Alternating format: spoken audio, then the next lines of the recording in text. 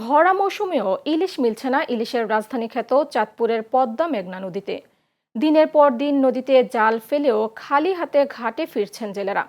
এতে জেলে পল্লীতে নেমে এসেছে হতাশা আর হাহাকার। নদীতে নাব্য সংকট, ডুবোচর, পানি দূষণ সহ কারেন্ট জাল ব্যবহারে ইলিশের সংকট দেখা দিয়েছে বলে মনে করছেন সংশ্লিষ্টরা। তবে বর্ষার পানি বাড়ার সাথে সাথে কাঙ্ক্ষিত ইলিশের দেখা মিলবে বলে প্রত্যাশা মৎস্য বিভাগের। চাঁদপুর থেকে প্রতিনিধি মোহাম্মদ মাসুদ ব্যাপারের তথ্য, ছবিতে দেখুন প্রতিবেদন। এপ্রিল থেকে আগস্ট পর্যন্ত সময় ইলিশের প্রধান মৌসুম, কিন্তু এই ভরা মৌসুমেও কাঙ্ক্ষিত ইলিশের দেখা মিলছে না চাঁদপুরের মেঘনা ও পদ্মা নদীর মোহনায়।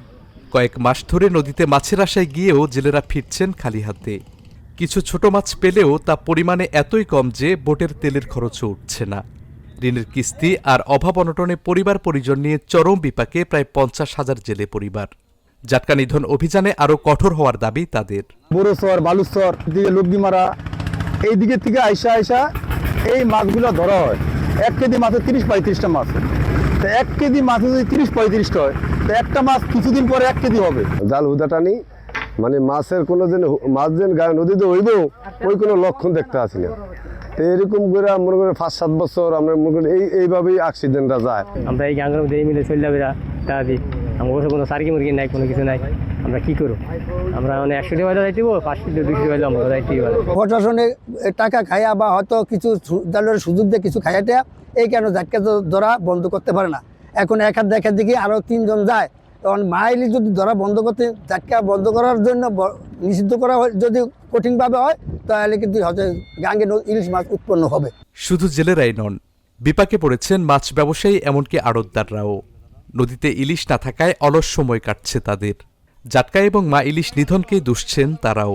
অভিযান আসলে আমরা এগুলো সব বন্ধ করে দিয়ে কিন্তু বাড়িয়ে করে ঘুরি, হয়তো বেড়াইতে যাই গিয়া। হ্যাঁ, কিন্তু যারা এই দেশে 10 টাকা চালান খাড়া না, আড়তদার না বা এটার সাথে সংযুক্ত না, তারা কি করে ওই জাটকা করে নদীতে পাড়িয়া চেক দিয়া তারা লক্ষ লক্ষ টাকা নদী করে নিয়ে যায়। সরকার যে অভিযান দিতেছে, এই যে ডাল দিতেছে, চাল দিতে আছে, তেল দিতেছে, হ্যাঁ, এটি কারা খাইতে আছে? তবে বর্ষায় নদীতে পানি বাড়লে কাঙ্ক্ষিত ইলিশ মিলবে বলে মনে করছেন এই মৎস্য কর্মকর্তা। মাছের উৎপাদন বাড়াতে জেলেদেরও সচেতন হওয়ার আহ্বান জানান তিনি। নাব্যতা হ্রাস, স্রোত কমে যাওয়া, ডুবোচর, প্রাকৃতিক পানি দূষণ, বিভিন্ন কারণে ইলিশের উৎপাদন কিছুটা থমকে গেছে। এছাড়াও অসাধু জেলেরা মা ইলিশ নিধন, জাটকা নিধন করার কারণেও অনেকটা ইলিশ সম্পদ ক্ষতিগ্রস্ত হচ্ছে।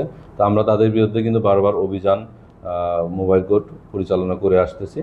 তো আমরা জেলেদেরকেও আহ্বান জানাবো, তারা এই কারেন্ট জাল ব্যবহার থেকে বিরত থাকবে, মা ইলিশ ধরবে না, জাটকা ধরবে না।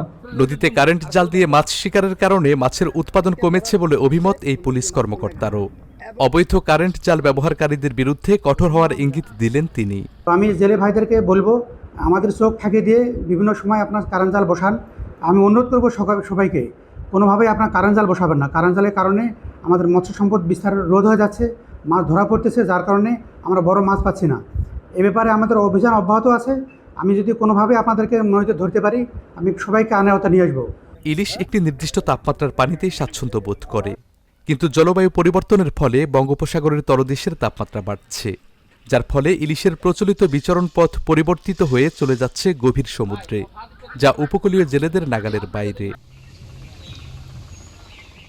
Saifur Rahman Rubel, channel S, news desk.